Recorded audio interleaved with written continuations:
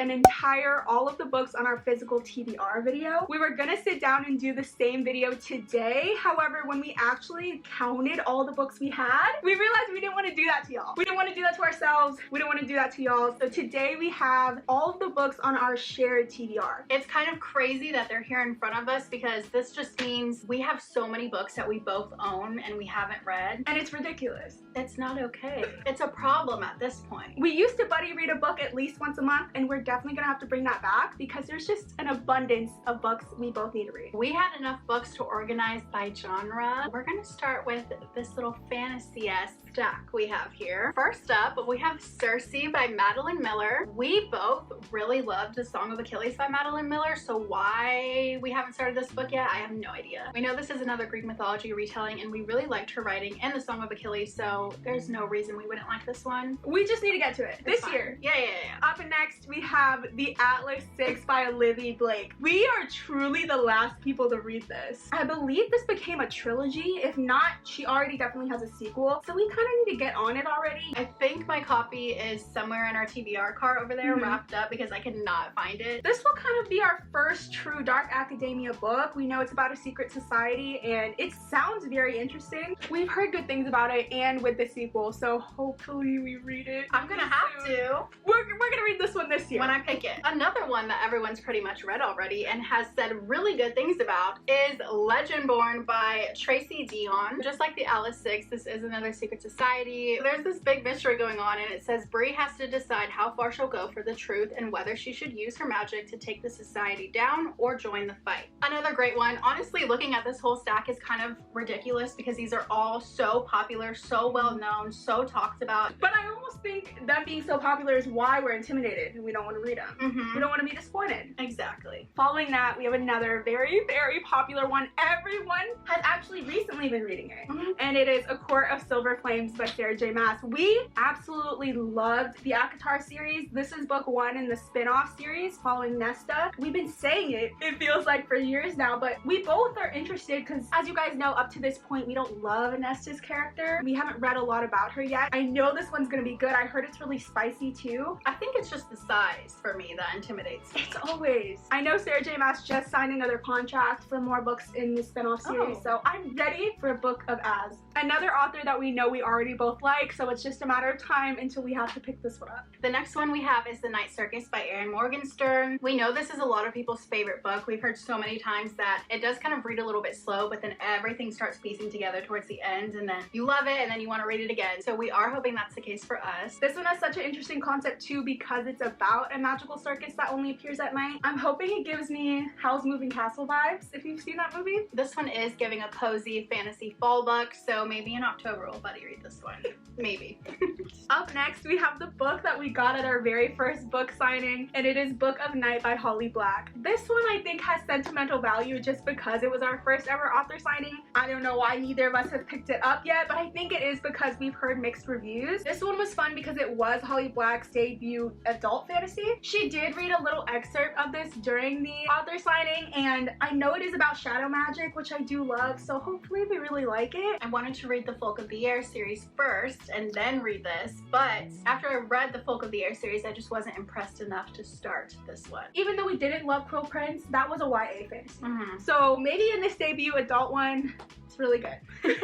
The last one we have in this fantasy genre is The Six of Crows duology by Leigh Bardugo. I did already read Six of Crows, but I now need to read Crooked Kingdom, and you need to read both of them. The first one was really interesting. It was like a fantasy heist. I think I was in a really bad slump when I read that book. I kept putting it down and not wanting to finish it, but I kind of want to reread it because I don't think I gave it like a fair shot. We love fantasy books. We love when there's a found family. We love strong characters, and that was everything that book had. So I'm sold. In October. Yeah, October, November. We're moving on to our little romance stack, and there's quite a few here. The first one is Love on the Brain by Ali Hazelwood. You guys know we absolutely loved The Love Hypothesis by her. Right after we read The Love Hypothesis, we were both hoping that the second book would be about the friends and their romance because their characters were so strong, and I wanted to see what was going to happen with their romance and like continue getting to know this friend group, but we didn't get that, so I was kind of disappointed about that. I think that's why we kind of weren't in a rush to read it. The Love Hypothesis Hypothesis was one of my top rated romance books for last year, so if I do get around to reading it this year, I would hope that it would be the same. The next one we have is Maybe Someday by Colleen Hoover. Talked about this in a Bookish Ick. In our last Bookish Ick video, it was like we hate singing, we hate dancing like in books because like my brain just can't imagine that, and I think that's why I haven't picked this one up yet. We've also seen not great reviews on it. You guys know we have a bunch of Colleen books that we love, so we know we like her writing. It's just something about this plot. Up next, we have the rest of the Twisted series. I won't even get into it. You guys know we didn't love Twisted Love. However, a lot of you guys keep telling us to just continue on with this series, and we've got 3 left. I'm thinking even if this next one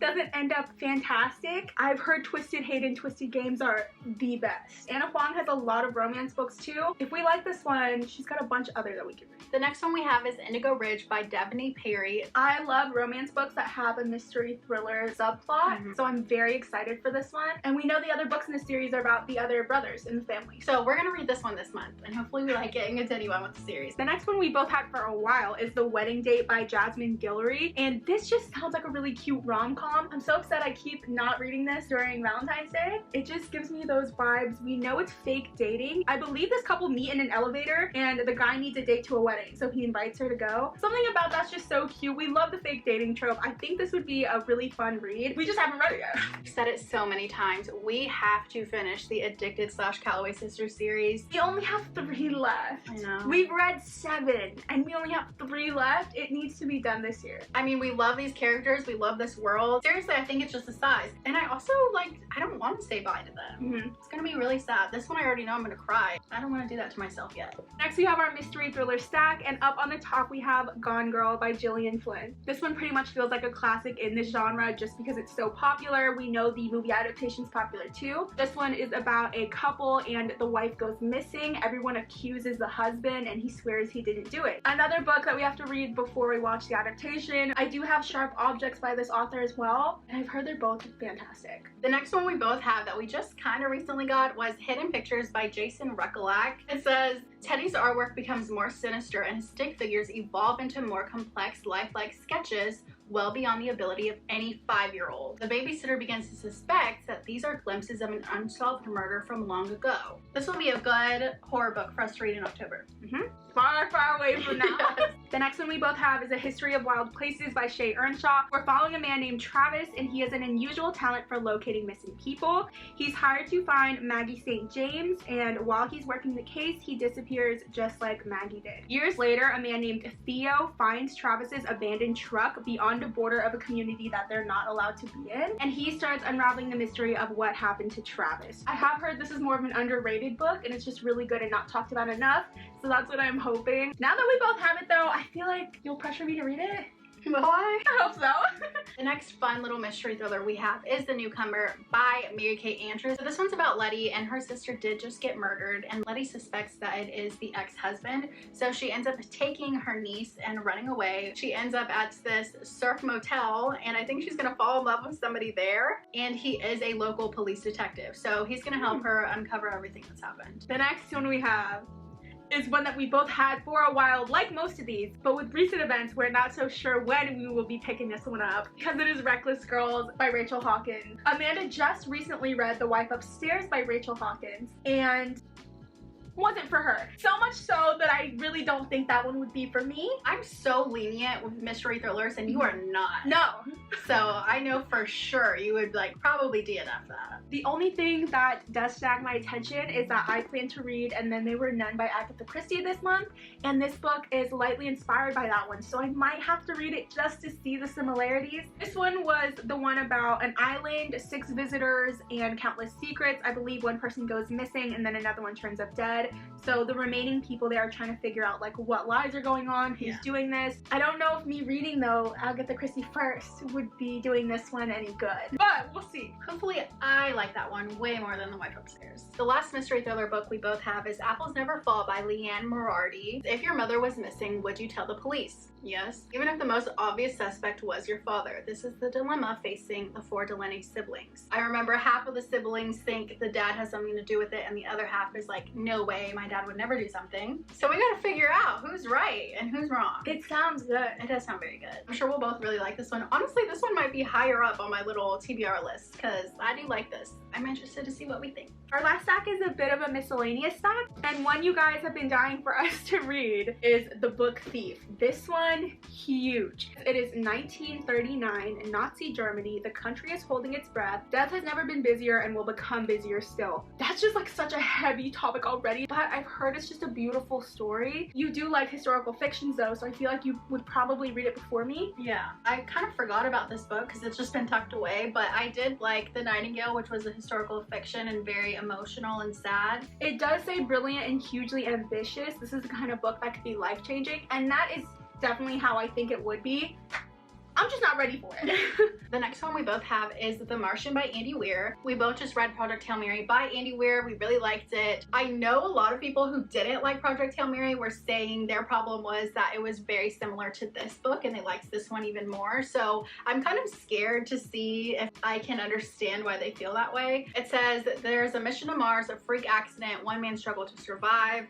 I know this one is also a movie adaptation, so this one would be a good one to read the book and then watch the movie. I know they're also making the Project Hail Mary book into an adaptation, and Ryan Gosling is going to be playing main character, so lots of things to look forward to. And then of course we have Gleanings. This was the most recent book release in the Arc of Scythe series. We did go to this book signing and he signed her. Oh yes. He signed her good. You guys know I absolutely adore this series, and this is a collection of short stories in the Arc of Scythe universe where some stories are following characters we knew from the series and some new ones. I read, I think, almost half and I just never finished. Aww. I think my thing with short stories is there's too many times that I can walk away from it. I do want to read it this year. I am still working my way through the series. The first one is so good. I need to keep going. I will say some of the stories he was saying at his book signing, I find myself thinking about like a lot. If you get the opportunity to go see Neil Shusterman and just like hear him talk for a little bit, it's mind-blowing. This was pretty eye-opening, you guys. Like, keep in mind that this is just the books that we both have on our physical TBR. We are going to start reading at least one of these every single month. We're gonna read Indigo Bridge this month. It's a cute, short romance with some mystery thriller in there. I don't see how it could ever get boring. And then we can work our way through some more of these. So that's pretty much it for today's video. Let us know in the comments which one of these books we should definitely prioritize. Thank you guys so much for watching. Make sure to join our book club if you haven't already. We've officially kicked off and we are reading Icebreaker right now. And it's pretty good. So make sure to join if you haven't. Also make sure to like and subscribe if you haven't already, and we will see you next time. Okay. Jinx. Alright, so you didn't read this yet, right? No. Okay. I thought you read it. No. I swore you read it. I swore you read it. Okay. Did we read it? No. Just trying to figure out if she wants to join this fight or not. or not. Bree has to decide how far she'll go for the truth and whether she should use her magic to take the society down or join the fight. Oh, okay. You got it now? You're ready to move on? I got it now. No, I got it now. You know what we should do? Tell me. They're all so popular, so well known, so talked about in like such high regards. What am I saying? I was following you. But I've been seeing a lot of like videos and TikTok where people keep talking about this 10,000 step challenge, and I need to know what that's about. like with this book? With this book. Oh my, everyone's getting into shape. What does that have to do? No, they kept calling it the Nesta challenge. Okay, so ooh. you know what I was thinking? Maybe we should watch The Shadow and Bone. I was thinking the same thing. On Netflix. It kind of looks good. I just it kind of looks good. So it does not look good. Time period. Yes. But it does look good. Okay. The idea of like a STEM romance again. Oh. No. It was like the same kind of thing. It was Olive and Adam again. It just felt too copy-paste. Together. Oh, girl, the water damage. I know. You guys, this is not my water damage, okay? I do not hurt my books. It was $1.99. Yes. Look at what my bookmark is. Fruit snack! I love that. If these were like the size of Briar U and off campus, we would have had it by now. But I still haven't finished that one either. Never mind. Next we have mystery thriller books. And up first we have Jillian. You and this freaking name. Maybe you should do this one. Next we have our mystery thriller stack, and we have gone. Gillian. It's Gillian. Crazy how many times you. It's Jillian. Jill. I got it. Another one. It's kind of new. Mm-hmm. She has a longer shelf life. She has a longer expiration date. Yes. These are like a little ridiculous. Yeah. Yes, there's a movie. Yeah. It's a guy, right? The Train? No, that's the girl. No. It's a guy. I thought like his no, it's taken. It's taken. Is this the one with that guy? Yes. Why do we not know his name right now? He looks like Ben Affleck, but it's not Ben Affleck. Yeah. Who is that? Is it not Ben Affleck? Oh, I don't know. Maybe it is. J-Lo's man. Yes. Who's that? Is that Ben Affleck? Ben and Jen. Yeah. Oh, I think it is him. We're humbling Ben Affleck. I know.